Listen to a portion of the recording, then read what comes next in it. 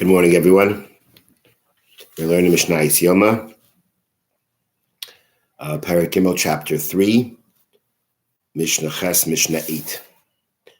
Okay, so at this point, the Kohen Gadol is wearing his white garments, ready to start doing the service of Yom Kippur. Now, a little introduction, as they write here. After putting on the white garments and washing his hands and feet, the Kohen Gadol began the special services of Yom Kippur. All these services centered on one bull, 2 he-goats, and ketores. Okay, that's important to keep in mind. Then again, that there is 1 bull, 2 he-goats, and ketores on the incense. This was beyond the incense this was besides for the incense that was brought every morning. Okay, and so the first is the bull.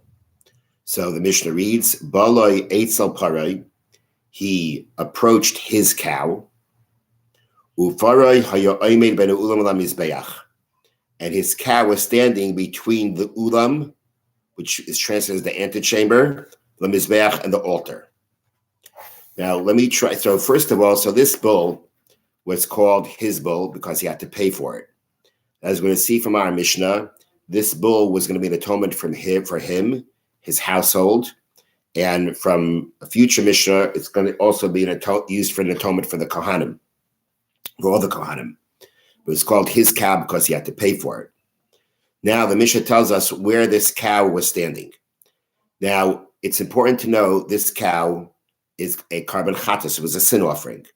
As a sin offering, it falls into the category of kachei kachim, of the most holy of sacrifices, which are all slaughtered in the northern half of the courtyard of the Beis HaMikdash. In this case, the Mishnah says the cow was standing in a very specific place between the antechamber and the altar. Now, I'll try to show you this picture. I don't know, it's not going to be so big. I don't know how you'll be able to see it. But in the shaded area over here, you have the altar, and this long area is called the antechamber. It was an area, as you can see, a mostly closed area that led into the heichal, and led into the sanctuary, into the building of the Beis HaMikdash. Now, the animal was positioned here and slaughtered here. Theoretically, it could have been anywhere in the northern part of the altar, but they specifically, we'll see soon why, they specifically had the cow in this area where it was going to be, and this is where it was slaughtered. Now, the reason it was, I'll mention it right now, the reason why it was specifically in this area was because when this cow gets slaughtered, the Kohen Gadol is going to catch the blood, and he's going to bring the blood into the Beis HaMikdash, into the sanctuary. So in order to make it the least amount of distance that he has to go from where the slaughtering takes place to get to the Beis HaMikdash, we want it the closest there because the Kohen Gadol is fasting. He's got a lot to do. We try to put the least amount of exertion on him as possible. Excuse me. So therefore, the cow was placed between the altar and the antechamber in order that he could right away go, when he catches the blood, take the blood, go straight into the Beis HaMikdash, go straight into the heichal. Okay, so the Mishnah read that the animal was standing between the ulam and the mizbeach, the antechamber, and the altar. Roishei l'darim ufanav l'marav. Roish l'darim means its head was to the south and its face was to the west. So again, in this picture, okay, so we're saying that the animal was positioned with its back to the south, meaning it was positioned from north to south. So Rosh L'Darim, it had its face. Its face was going. Its head, Rosh L'Darim, its face was southward, facing towards downwards here. Okay, again, the animal was in this area, but it was facing southward, downwards. But its head was turned west, which is this way, towards the heichal, towards the sanctuary. Now, really, as the Bartenura points out, the animal should have been standing from east to west, meaning towards the Beis HaMikdash. But that wasn't done with the animal. The animal was not facing east to west because where to be facing, meaning its face is to the west. That seems what we want the animal facing west. So now why not have the animal going from east to west instead of north to south and turning its head to the west? The answer is because if we'll be going from east to west, its back would be facing towards the altar, towards the Mizbeach. And were to defecate, that would be very disgraceful towards the altar.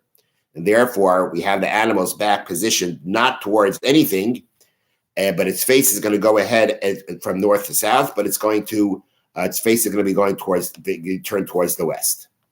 Then the Mishnah reads, the Kohen stands with his back to the east and facing to the west. And he leans both his hands on the head of the cow, and he confesses. He states that he recites a confession. This is done by any carbon chatas, by any sin offering. The person bringing that offering does this. He leans his hands on the animal and he confesses. But the confession being made here by the Kohen Gadol was unique to Yom Kippur. And he said as follows, and this is what he said, Ana Hashem, please Hashem. Now, it's very important to know that when the Kohen Gadol said the name of God, which we refers to as Hashem, so we know that the name of Hashem is spelled in one way, but we pronounce it another way.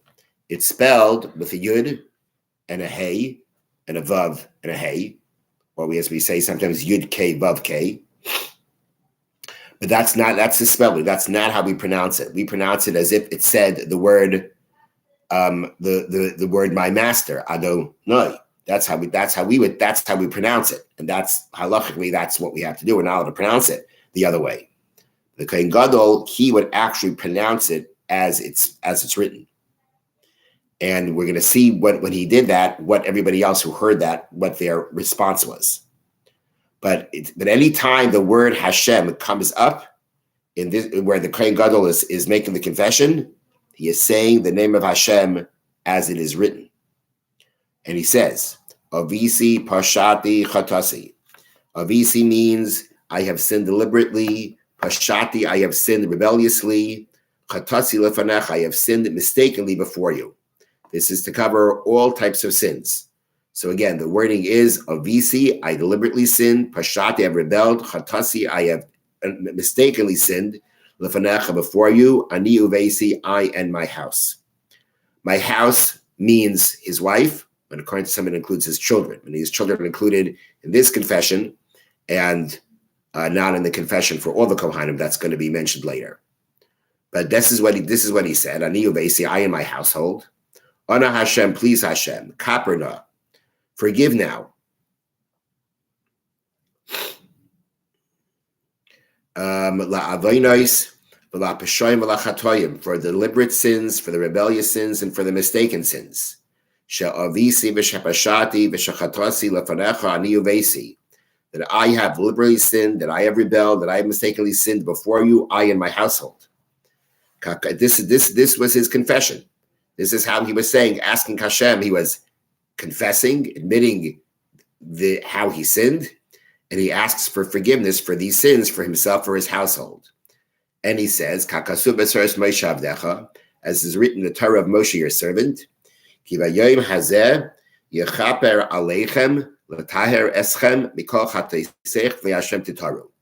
Pasuk reads, for on this day he will atone for you, to purify you, from all your sins, before Hashem, titharu, shall you be purified. Now the Mishnah says, after each time the Kohen Gadol mentioned the special name of Hashem, the people's response was, Baruch Shem Kavod Malchusay Le'olam Va'ed. Blessed is the name of his glorious kingdom forever and ever. So every time, the first time that when he started and he said, Ana Hashem, the people said, Baruch Shem Kavod Malchusay Le'olam Va'ed. And then when he said again, the first time he says, Ana Hashem Avisi Pashati Chatasi Lefanecha, Ani Uvesi. Second time, Ana Hashem Kaperna Lavonis. The people would say, Baruch Shem Kavod Malchusay Le'olam Va'ed. And then in the Pasuk, when it says Lefnei Hashem Titharu, again he said the name of Hashem in the special way, in the way that it's written, then they would say Baruch Shem. The Mishnah hasn't mentioned this here, but whenever they would say it, we'll learn later on. But before they actually said these words, they would prostrate. They would prostrate themselves onto the ground. Have a wonderful day.